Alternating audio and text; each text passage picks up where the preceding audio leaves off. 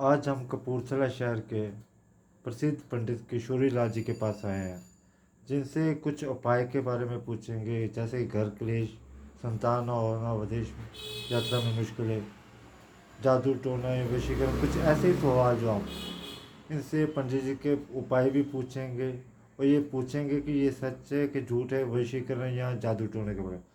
राम राम पंडित जी। राम राम जी। पंडित जी, आपका हमारे चैनल में स्वागत है जी।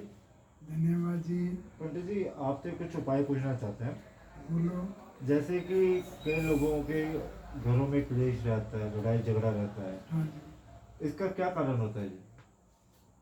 घर में जब सबसे ज़्यादा नेगेटिविटी छा जाती है, उसके कारण इसके कुछ कारक ग्रह होते हैं। ये सब ग्रहों का ही खेल है, आदमी के बस में कुछ नहीं है।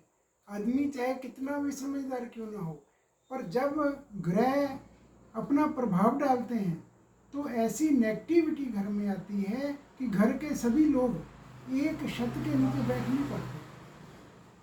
तो ये इनके उपाय की आप बात करते हैं तो उसके लिए तो अलग अलग होता है, अलग अलग ग्रह का प्रभाव होता है।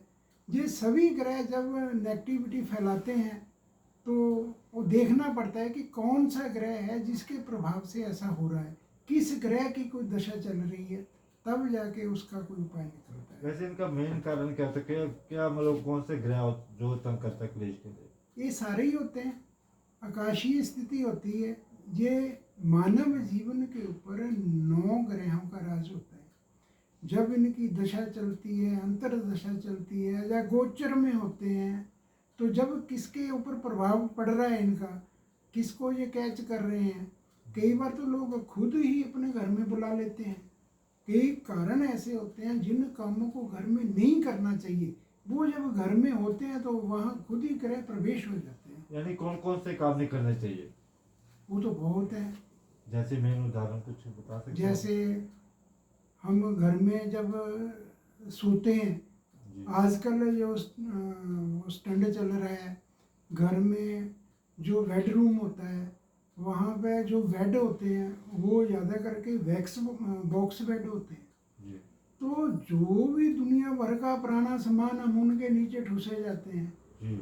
और उन्हीं के ऊपर सो जाते हैं।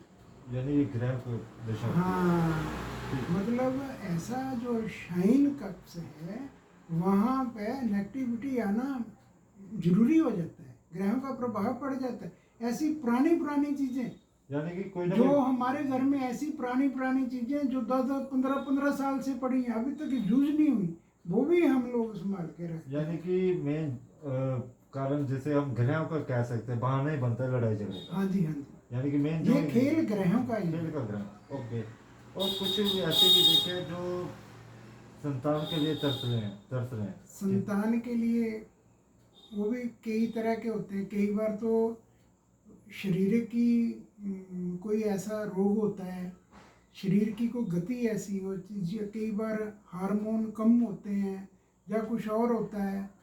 तो कई बार क्या होता है कि कोई ग्रह का प्रभाव पड़ जाता है जिसके कारण वो संजोग बनता ही नहीं, बच्चे का संजोग नहीं बनता। वो भी अलग अलग लोगों पर अलग अलग तरह के ही अप्लाई होता है। इनका कोई ग्रह के साथ संबंध तो नहीं होता? पूरा होता है। जब तक ग्रह का संबंध होता नहीं होगा तो फिर उसको तो कष्ट ही नहीं आएगा कोई भी। ठीक है जी। और एक बात और बताइए, कुछ लोगों का काम काफी अच्छा चल रहा होता है, हाँ जी, चलते चलते एकदम रुक जाता है। हाँ हाँ, ठीक है, जो कि मतलब काफी पैसे वाले होते हैं, बाद में हाँ, पैसे पैसे के लिए तरसते हैं। हाँ हाँ, इनका क्या कारण होता है? दशा, ग्रहों की दशा चेंज हो जाती है। जैसे कि हमारे जीवन पे कुछ ग्रह ऐसे होते हैं जो हमारी कुंडली में उनकी स्थिति अच्छी होती है, जहाँ हमारे लिए वो फायदेमंद होते हैं। जब उनकी दशा आती है या गोचर में जब वो आते हैं तो फिर हमारा सही हो जाता है। तो जब ऐसे ग्रह जो हमारे विपरीत चलने वाले हैं तो उनका होता है तो फिर नुकसान हो जाता है। और जैसे इनका मेन कारण क्या होता है? कौन सा ग्रह तंग कर रहा है जो कि काम को रोक? नहीं, अलग अलग कुंडली पे अलग अलग ग्रह। एक बृहस्पति है जी, मेरे लिए अच्छा है, किसी के लिए अच्छा नहीं है।